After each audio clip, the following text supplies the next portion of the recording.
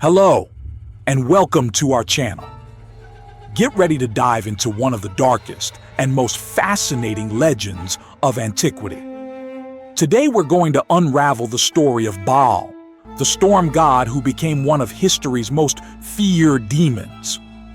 But the real question is, how did such a powerful god, synonymous with life and prosperity, transform into a symbol of evil and destruction?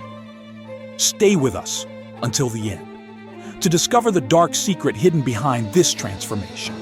The Lord of the Storm, the rise of Baal.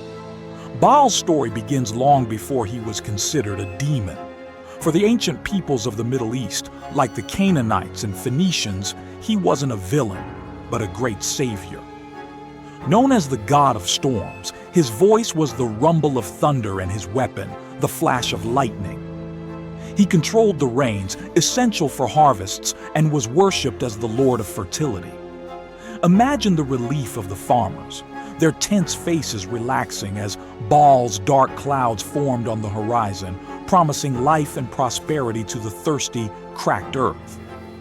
His arrival was the difference between life and death for an entire civilization. The land flourished under his touch. His rise was no accident. He had to fight for his place in the pantheon. His great battle was against the fearsome Yam, the chaotic god of the sea.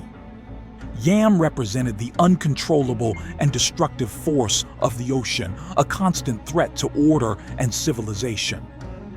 In an epic confrontation, Baal, with his courage and the help of his sister, the fierce warrior goddess Anate, faced and defeated the chaos of the ocean, ensuring order in the universe.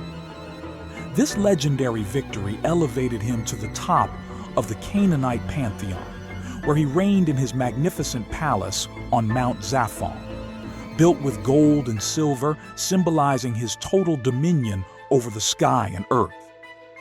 He was the king of the gods, the protector of life, and the provider of all natural wealth. He was the very reflection of nature's life force. The cycle of life and death. Baal's annual battle. Despite his glory, Baal faced a constant existential threat: death. His greatest rival was none other than Mot, the relentless god of death and the underworld. Each year, Mot tried to subjugate Baal, and this battle represented the cycle of the seasons. When Baal succumbed and descended into the underworld, the earth dried up, the crops died, and life seemed to disappear under a merciless sun. The drought was the physical manifestation of his absence, but his sister Anate, in an act of desperation and love, fought against Mot to free her brother. The legend says she would kill Mot, cut him into pieces, and sow him in the earth in a macabre ritual that symbolized the hope of rebirth. Thanks to her tireless intervention, Baal would return from the underworld, and with him, the rains would return and life would flourish again. This cyclical rivalry was the very essence of Baal's worship, the celebration of life over death, of summer over winter. The cult of Baal was, in fact, a ritual of hope, a plea for the cycle of nature to renew itself and the earth to continue to sustain life.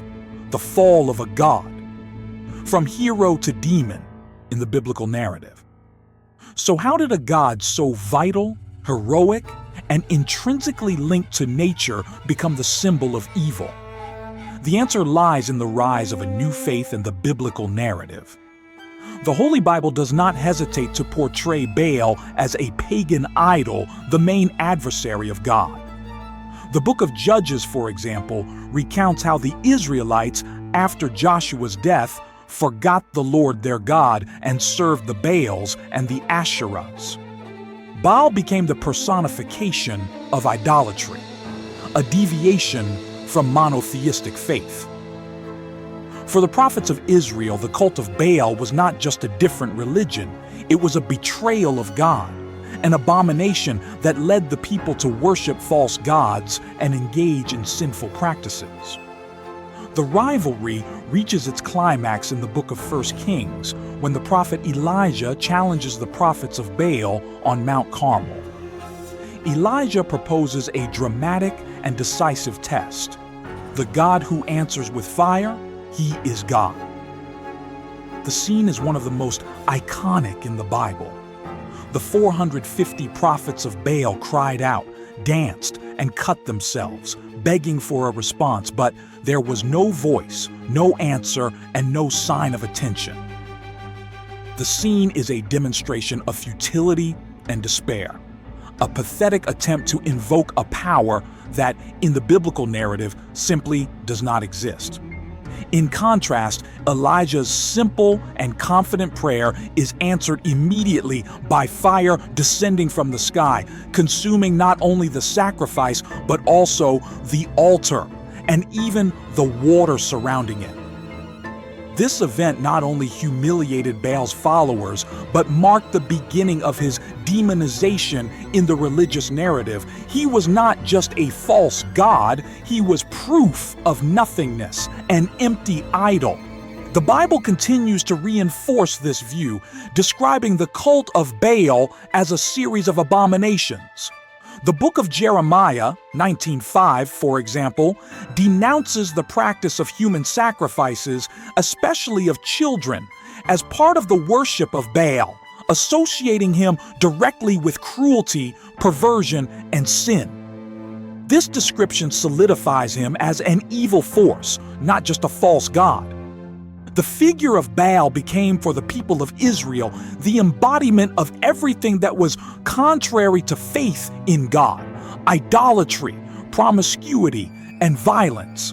The demonological reinterpretation of Baal over time, the figure of Baal was absorbed and transformed by Western demonology. He was reinterpreted not as a rain god, but as a prince of hell, a terrifying creature with a bull's head, a man's body, and spider legs.